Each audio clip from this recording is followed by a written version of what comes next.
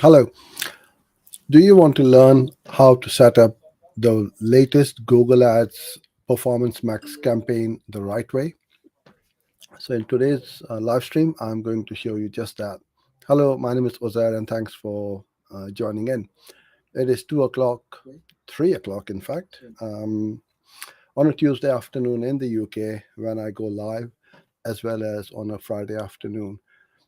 These sessions are mostly on Google Ads, video ads, YouTube ads, anything and everything to do with generating leads or sales for your business via paid ads. Now, on last Friday, I had a bit of an issue where the live stream um, got disrupted midway through, and I couldn't log back in. So apologies for that. So today also I've got a little bit of some gremlins going on with the camera. I'm looking very widescreen or wide. I'm not sure why, but we shall carry on. All these tech issues shall not stop us from uh, going live.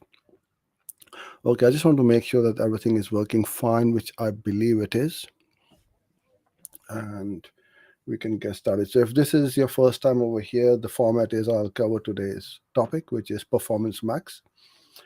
And then towards the end of the session, I'll try my best to answer any questions which have been put across to me. So this live stream is being sent across on YouTube, Facebook, Twitter, and LinkedIn. So if you are watching me on any of these channels, then please do say hello and tell me which country you're from, and I should be able to aggregate all the questions later on and answer them for you. Okay, so I think everything seems to be fine. So, following on from last week's session where I talked about what Performance Max campaigns are, why you should be using it, and how it works, today I'm going to show you how we actually set it up right in the Google Ads interface. So, you should be able to see my screen properly. Okay, there you go. Okay, so I'm in my Google Ads account. You either click on any of these new campaign button.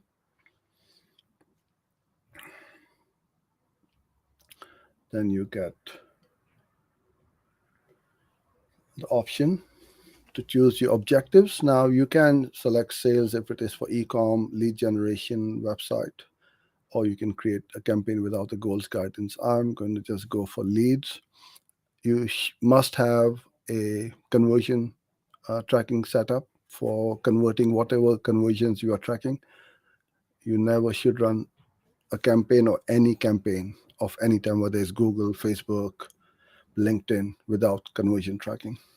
So I've got a lead form submit. When somebody submits a lead, that's a conversion for me. Continue, then you get the select type and you click on Performance Max. I get this message: conversion action has been created, but the tag is not verified. That's fine because this is my test account, and you also get all these options, well, a couple of these options, either to email the instructions to your webmaster or install it yourself. So if you were to go there, I would highly recommend that you use something like Google Tag Manager to install this snippet of codes. If you don't know how to do it, get somebody to do it. It'll take 5 minutes. Okay. Once the conversion tracking code is set up, you then name your campaign name and then continue. Enter the budget. It could be 10, 50, 100, whatever it is. I'm just going to call it, I'm just going to keep it one because sometimes I have forgotten to switch it off and the campaign has been running in this test account. Okay. Um, what do you want to focus on? So there's two options. One is conversions and one is conversion value. So the difference between the two is if it's conversions, then you are tracking cost per conversion, and if it's conversion value, you are tracking the ROAS, which is the return on ad spend. I'm going to go conversions. Now, initially, what we tend to do is to not to set up a target CPA, let it run, let Google go a bit wild, get the conversions in. And once you've got 50, 100 conversions, you will know your target cost per action, which is the cost per acquisition, or conversion is the same thing. And then you can come in here and you say, I want to get a lead for $20 or £20 or whatever. And you should do that. Okay, I'm not going to set this up right now, and I'll just put this as conversions. Next, then you go to locations. I'm going to try and increase and enlarge this a bit so you can see it properly. Okay, select your country. I'm going to go UK. Languages, if it's English, then it's fine. If it's your local language or languages, you can choose from here. Now, this is quite important, and this is fairly new, and as it says over here, new. The final URL expansion. The default is send traffic to the most relevant URLs on your site. You don't want that. You want to send only send traffic to the URLs you provided. So the ones which I'm going to give in the ad, I just want the traffic to go on that and not let Google select. This is huge. Sometimes I've seen in accounts that people have just set this up because it's the default one. So always do that. Send the traffic to where you want and not let allow Google, because Google can send it to on a blog or a terms and conditions page, privacy page, or whatever. We don't know. Okay, now you've got or more settings. Don't forget that. Just check it over here. Add schedule, start and end dates, and you don't need to worry too much about the campaign URL options. That's for advanced stuff. Next, now we come to build the asset group. You name it. That usually what we do is we tend to set up the name of the asset group as the name of the targeting or the audience. So one audience per ad group or asset group. If I keep on saying ad group, you know what I mean. It is asset group is just a habit of saying it for so many years, and now all of a sudden the ad groups have become asset group in this campaign type. You put in your URL.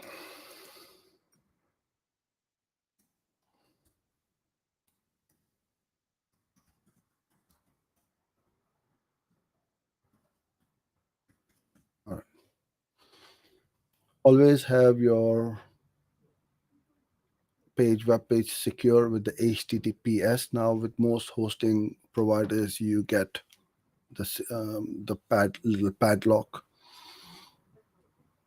Now, what we have learned over the years to keep search, display, YouTube separate campaigns, Google has turned things around, thrown it literally upside down, and put everything in one campaign. You got YouTube, video, Gmail, search, display, and discover. So it needs a fair amount of creatives and assets. And as you can see over here, you've got images, logos, videos, headlines, long headlines, description, and call to action. It says here add up to 20 images. It is allowing you to add 20 images. So don't be lazy and just put up 3 or 4. Research, get some new ones. If you haven't got the full range of images, try and upload as many as you potentially can. You will see as I start to upload images, videos, logos, and so on, you will start to see the ad strength. At the moment, it's incomplete. You want it to be either good or excellent at the least. So I'm going to go add images, upload, choose files. And I did create some before. I'm just going to upload a handful of these. So whilst this is doing, the way we create these images is in Canva. It's a great tool. We've been using it for years. And we have the paid version. I think it's about $10 to $12 a month. It's worth getting the paid version because it allows you to do some things which are quite time saving. As you can see over here, we've got all of our graphics and photos and headshots and so on in here, right? So this is all done in Canva.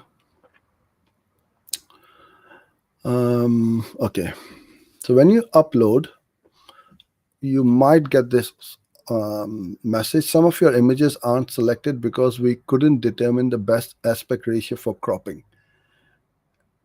Click each image to crop it manually. So if you've got all of these, fine, Google can determine that it's a horizontal one, it's a square one. It can't determine this one. So I'm going to go in there. Now you've got these three options. One is the horizontal, one is the square, the 1-to-1, and one is to 4-to-5, which is the kind of like rectangle. I'm going to select on there, and then I know it's not a nice crop because it's cutting half my face, but I can just do like that. And this will not go, so I will uncheck that. This won't go, I will uncheck that. So I'm only using that version or that size. So you can upload one photo or image and use it in three different ways. So for example, over here, like this one, you can see it's a little tick mark over here. I can go in there.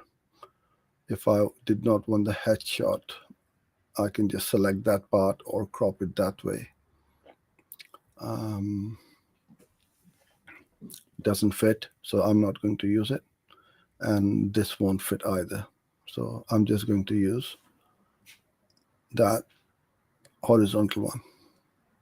Okay, I'm going to select. So I've selected how many? 7, 8. Save. Okay, so now I've selected those images. Go into my logos, upload, choose file. And if you've got a logo, you can, but I'm just going to select one, which is the same image right now. This is just for demonstration purposes, but upload your logo over here. In fact, let me do that. I'll do it properly.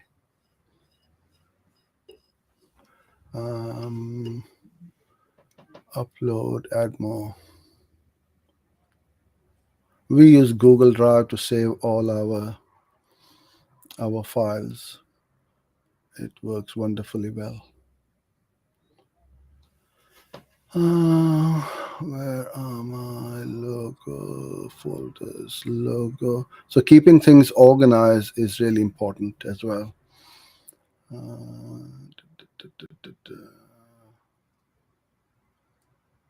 These are not square. I might need to go in here. Okay. Logos. There you go.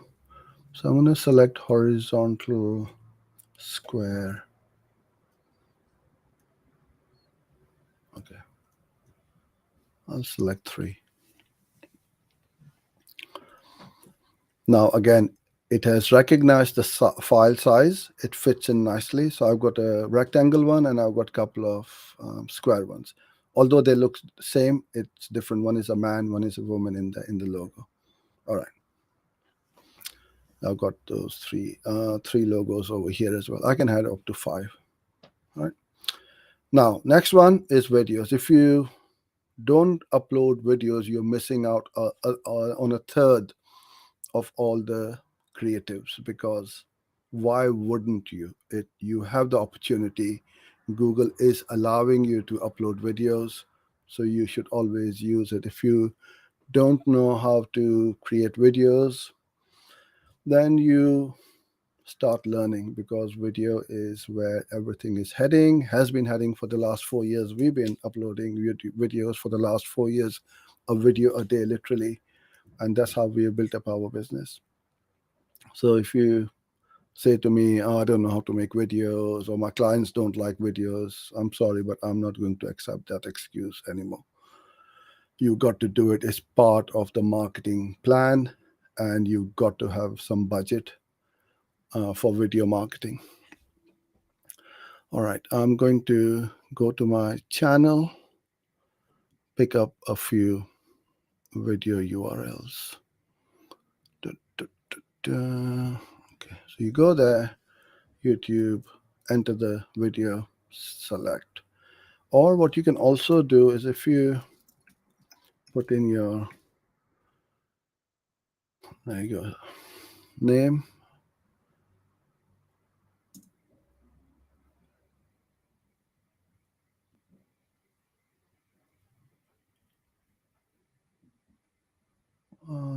I'll do all 5. I'll do one with my friend Kasim over here. All right. Okay. Save. So now we can see these little tick box over here. I've got the images uploaded. I've got the videos. Now the headlines and the descriptions are left. And you start to see the preview, how the ad is going to look on YouTube, Gmail, search. Well, I haven't got the text yet. And also on the desktop. Okay.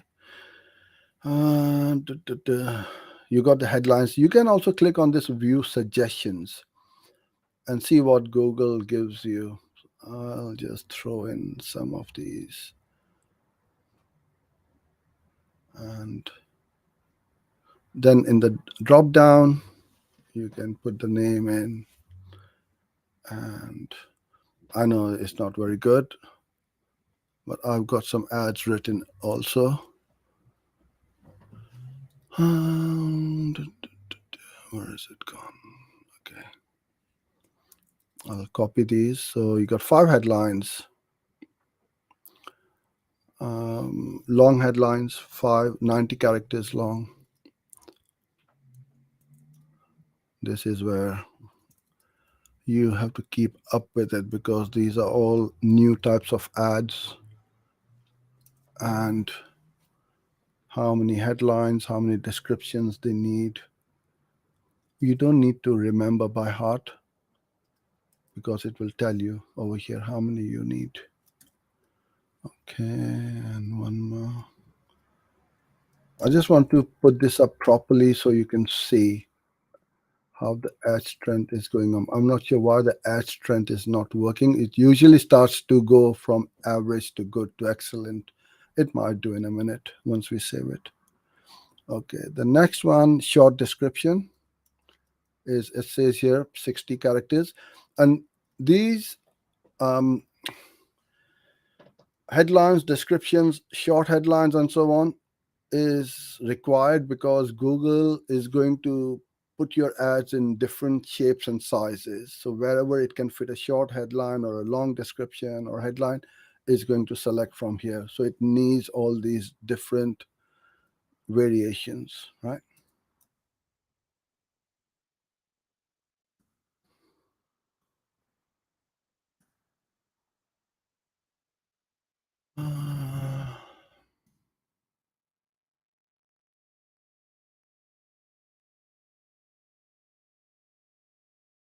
Okay, I've done that. Call to action. Learn more, get code, apply now, buy now, whatever you got a selection. We don't have buy now. I think we've got shop now. Yeah. I tend to go with learn more, business name, Google Ads like boss or whatever your business name is. And then more options. Display path, must use it, right? Google Ads. Now, not sometimes, quite often I'll get into problems with trademark in my ad, but I can't call this as something else because it is called Google Ads. So sometimes I use pay-per-click or PPC. But anyway, use it because it has given you that option to put in the keyword because it makes your ads more relevant. Here's why. This does not need to be on a website. As it says here, display is just for displaying. The final URL must be a live URL. So if I go on here on the display, not on the display, on the search, you can see offer.sfdigital.co.uk /Google Ads. I've got a space over here for some reason. There you go. So why wouldn't you use it? Because it allows you to make your ad look a bit more bigger and stuff your URL with the keyword. And there you go. Now that ad strength has changed to excellent. Sometimes this is kind of like a hit and miss or a lottery. No matter what you do, you don't get that ad strength to excellent. But as long as it is relevant to your business and to your product, you should just uh, make it. Okay, they all look good. Now you can see the amount of work we would have to do to create all these different types of ads. We would need to have like a full-time designer. Not anymore. All I've done in 10 minutes or less, 20 images. I have not even uploaded 20. See over here, the red background, it matches the color on the as red. It really is brilliant. I love these ads. Then I'll go in the logo, videos, and text. And now it's going to mix and match. Sometimes it's going to show the ad like this. Sometimes it's with an image, sometimes with a video in the ad. I love these kind of ads. See now over here, we've got um, the ads over here. The only thing which I believe is a bug is the companion banner. There is no way we can upload a companion banner. Or have I gone blind? I can't see it. If anyone has been able to upload a companion banner on YouTube for YouTube video ads, then let me know. I don't think, I think Google will somehow sort it out eventually. See, this is Gmail. This is how it's going to look when it is closed. When somebody clicks on it, the open, and sometimes you get a blue button, sometimes a different photo, and so on, different headlines. Search, we've all seen the search ads. Display, I like these. And they are all in different sizes as well. I don't need to give it a dimension. Google is going to sort it out. And then the discover, like these as well. So I've done, I like what I see. I'm going to go to the next bit, which is the most, well, the most critical bit after setting up the ads, which is who you wish to target. So there are no keywords. You got to take this into account. The beauty of these campaigns is that there are no keywords. So if you struggle with mesh types, keyword types, negatives, negative mesh types, and so on, you don't need to worry about it. You should be rejoicing and jumping up and down in delight because you got rid of Google have got rid of the keywords.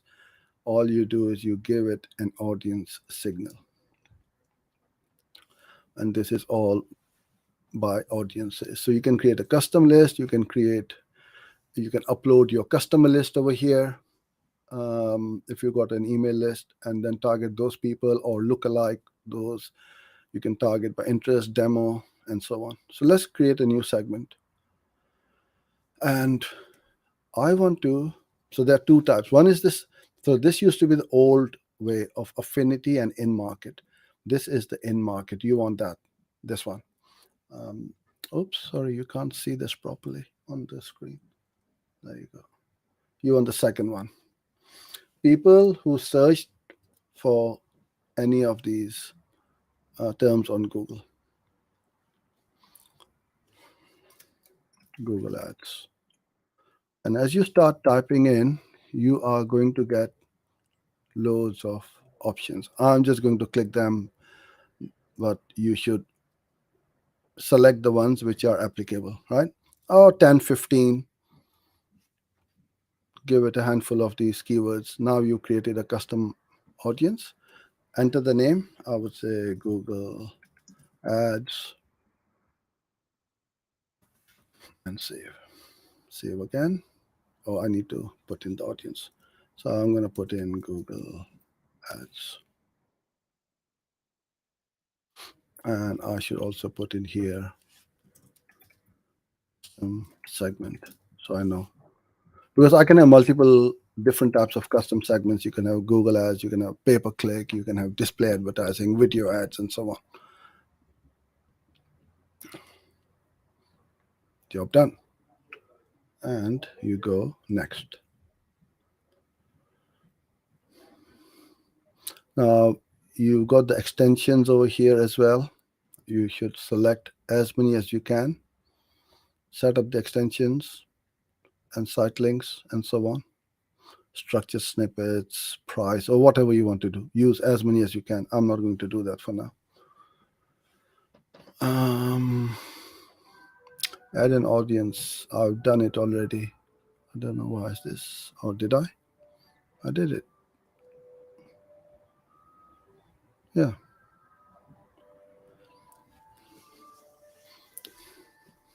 Next. Site links, and then you have your summary of your campaign, and there you go, publish. And that's how we set up a Performance Max campaign. Now in the next video, I've got a comment here as well. In fact, let me go to the chat.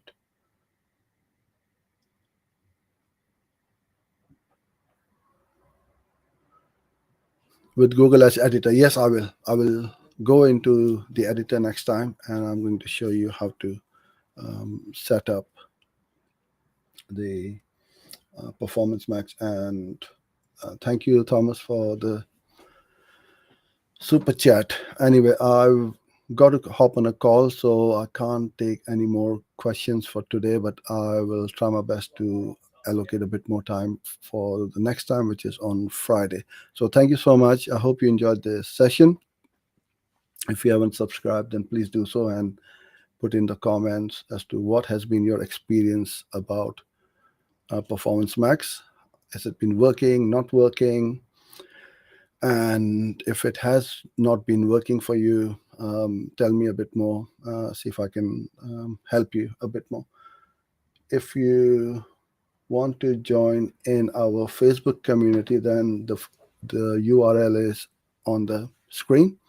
We've got over, I think, 650 people in there, like-minded professionals. And we all help each other with problems on Google Ads mainly.